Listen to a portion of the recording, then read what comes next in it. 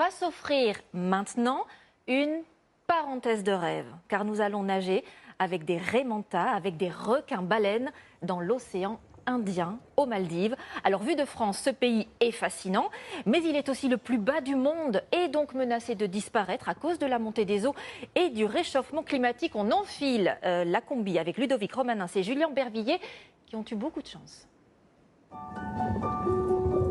Tête aplatie, tache blanche caractéristique, c'est le plus gros poisson du monde. Le requin-baleine est inoffensif. Il passe à côté de nous à 5 km/h à la recherche de plancton, de crevettes et de petits crustacés. Il nous frôle, nous emmène avec lui vers le large. 5 tonnes de grâce, discret et silencieux. Alice vit ici et en voit rarement d'aussi près. De retour à la surface, elle est encore dans sa bulle. Il était énorme, 7 à 8 mètres de long. Et il y en avait même 2. Et maintenant, on se sent comment?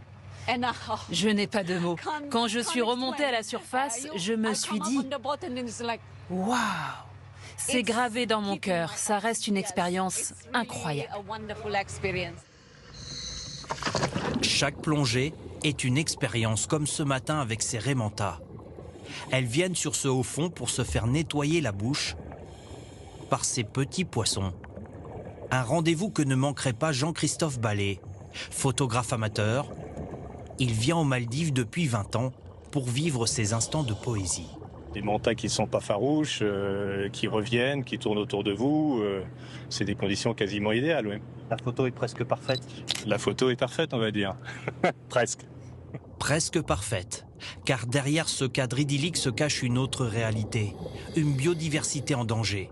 L'acidification des océans provoquée par les émissions de gaz à effet de serre fragilise ce milieu marin. Les Maldives abritent 3% des récifs coralliens du monde. Ils disparaissent d'année en année. C'est un désastre parce que le processus est déjà engagé et on ne peut pas faire marche arrière. Les substances vitales à la survie du corail disparaissent et il meurt de plus en plus. Un constat partagé par cette association. Depuis 24 ans, il lutte contre le blanchiment progressif du corail aux Maldives. Cette nurserie permet de le faire grandir sur des structures artificielles. Pour le réimplanter, autour d'une dizaine d'îles menacées. Plus de 10 000 structures ont été installées à ce jour, mais ce n'est pas encore suffisant. C'est pas une lutte contre la montre, c'est pas une lutte contre les éléments, c'est une lutte contre les hommes.